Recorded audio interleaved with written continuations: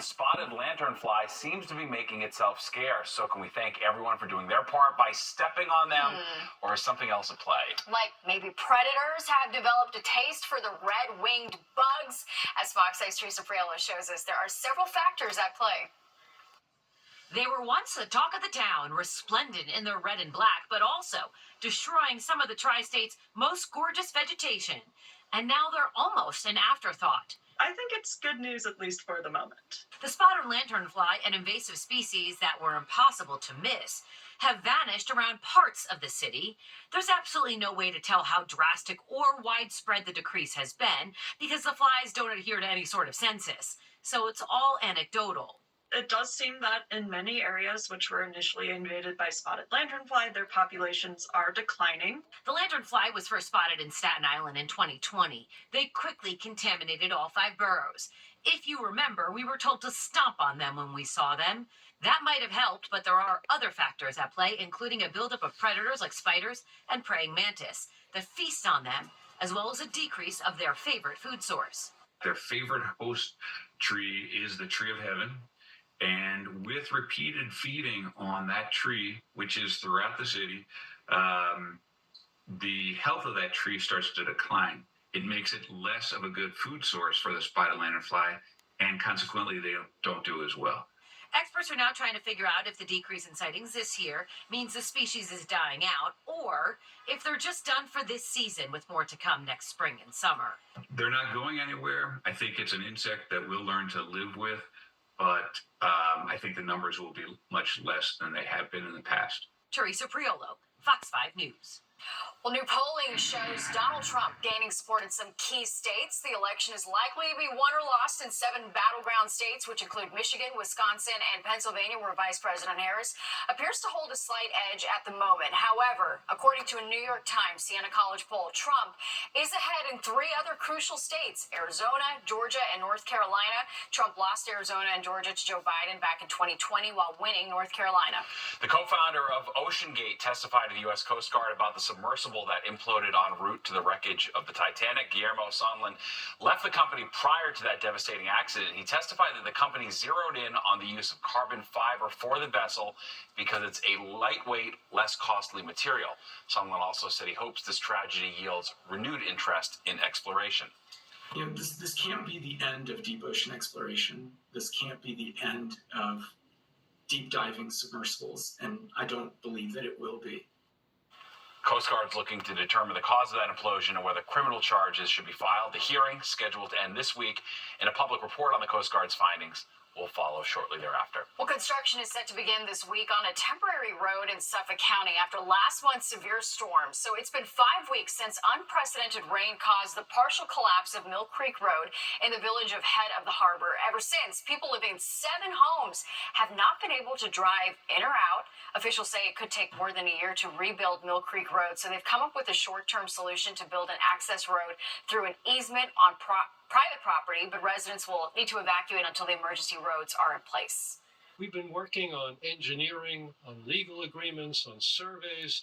It takes a while for a difficult project like this to come together. We have to go through woods, take down a couple trees, put a temporary road in for probably a year and a half, and then once this is the Mill Creek is reestablished, we'll remove the road and put it back to its natural state. Officials say work on the road will take about 3 days. They hope to get started this week. All right, let's talk about the weather now. Yes, it was drizzling in parts of our area today. All right, the rain-free stretch officially over. Let's go to Nick, and it was chillier out than we've been used to in a long time around here. And now that we flipped the switch and it's officially fall, yep, cooler for sure. And while we did get some showers, little sprinkles around, we're still way behind what we need for some rain. We need a couple of inches of rain here to catch up. It's been a pretty dry September, and it's cool now. It's upper 50s. Temperatures haven't moved much in the last couple of hours from northern Pennsylvania across North Jersey into the Hudson Valley. 60 in the city now, low 60s on the island into Connecticut. And we're still seeing that east-northeast wind. That's been around for quite some time. And again, the concern has been for some coastal flooding. Still a coastal flood advisory in the Ocean County area of New Jersey. But here's some of the showers from earlier, and you see there's not much left. They're just kind of phasing out as time goes along. We'll see that trend to continue. And you can see on the wide view again, everything's kind of dying out here in parts of Pennsylvania. But we're going to take a look at the wider view, and you're going to see more showers here in the Ohio Valley and a line of showers back in the middle part of the country. Eventually, that system is coming our way, but it's not going to produce a lot of rain around here.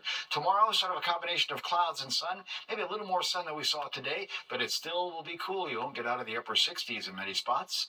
Tomorrow night, the clouds return, and they're going to stick around on Wednesday. And again, some scattered showers from time to time. Doesn't look like a lot of rain, but the threat will probably increase later Wednesday afternoon, Wednesday night, as you see here, and likely to continue probably for at least the first half of Thursday. All right, overnight, we're going down to about 50 across the northern and western cooler suburbs, mid to upper 50s along the coast, even Midtown about 59, again with a fair amount of clouds. Tomorrow, it's a combination of clouds and sun, but a cool day. Just struggling to get to the high 60s to about 70 in most spots. Steve and Natasha. Very well. All right, thanks, Nick. Well, soccer fans packing rants. Former New Jersey Senator Bob Menendez's sentencing date on federal corruption charges has been postponed. The sentencing had been scheduled for October 29th. The judge has pushed it back to the end of January. The 70-year-old was found guilty on charges that he used his political influence to help 3 businessmen in return for bribes of gold bars, hundreds of thousands of dollars in cash, and a car. He resigned from the Senate in August. Well, officials have finished cleaning up an oil spill on the Upper East Side. They say around 3:30 this morning, about 100 gallons of fuel spilled out onto East 67th between Lexington and 3rd Avenue. The 19th precinct had to be evacuated, but now people are being allowed to go back in. Thankfully, no injuries were reported. Well, some disappointing news. If you use the Manhattan Waterfront Greenway to escape the hustle and bustle of the concrete jungle. That's right. As Fox 5 Duarte Geraldino shows us, a big stretch of it will now be closed to walkers, runners, and cyclists until next spring, and many are concerned about safety regarding the detour. Part of the bike path that runs along the west side of Manhattan officially shut down Monday morning, making a lot of cyclists angry. The New York City Parks Department is closing the Cherry Walk section from 100th Street to 125th Street for 6 months to repair this section of bike and pedestrian trail. Well, that sucks. How often do you get to jog on this place? Every day. Every day? Yeah. What's the best part about this little path over here? Yeah, it's like an escape from the city, because you can't, you get into the traffic, but it's still like you're in nature, and you're right by the river, which is really nice. Kavya J is now going to have to take a detour along parts of Riverside Drive and Broadway. Critics say it's a dangerous route, but the city says this $1.5 million repair project has to move forward. This is one of the busiest bike paths in the country. The Greenway carries more than 7,000 cyclists every day, and many of them say they will not be kept out by this closure. When our cameras first focused on the path, we caught some people just going under the barricade. The path is technically closed. There's a big sign over here notifying people about the detour. There's even some yellow tape, but there's still bicyclists, there's still joggers who are on the path because Cherry Walk is such a big draw. You take this path? It seems like a nice romantic path. On the east side, but yeah, it's a nice romantic spot to That's why we're take here. somebody. Fox 5 contacted the Parks Department. It confirmed, despite the numerous bikers and joggers still on the path, Cherry Walk is closed. In Harlem, Duarte Geraldino, Fox 5 News. All right, well, we are now about 6 weeks till Election Day. And Fox 5 is taking a deep dive into promises from both the Trump and Harris campaigns tonight, where they both stand on the economy. Now let's take a live look outside. Yes, you did feel raindrops falling on your head earlier, and there's more in Nick's forecast coming up. Tonight, we're launching a 3-part series on campaign promises made by both former President Donald Trump and Vice President Kamala Harris. And our Sharon Crowley will be taking a deep dive into what the candidates have said about 3 critical issues: the economy, immigration, and reproductive rights. First up, the economy. Groceries are crazy now. 2 bags of groceries for $100. $1,500 plus for a studio, and the studio is the size of my closet, and I live in the Bronx. Yeah, unacceptable. Prices are getting ridiculous, and I've switched where I do my shopping for food because the supermarket has gotten way overpriced. The economy is a top issue for voters this November. Vice President Kamala Harris and former President Donald Trump are trying to appeal to Americans with very different plans. When it comes to the election, I think overall will be the economic policies, pocketbook issues, and, can you pay for the rent? Can you pay for your car payments? Is gasoline too high? Always comes down to mom and pop issues.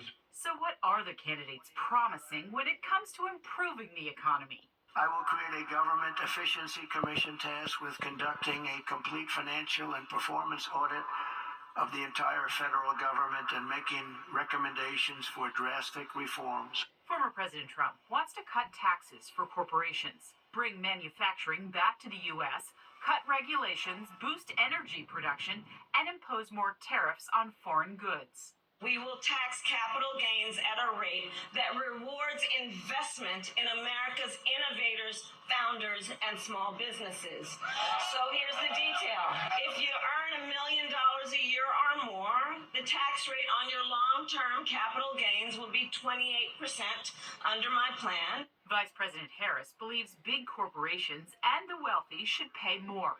She wants to give tax breaks to small businesses and entrepreneurs, including expanding the child tax credit to provide a $6,000 tax cut to families with newborn children. And if elected, she vows to give first-time homebuyers $25,000 toward a down payment. Both candidates have introduced some economic policies that require congressional approval. That means just winning the election will not be enough for the next president to keep his or her promises when it comes to improving the economy.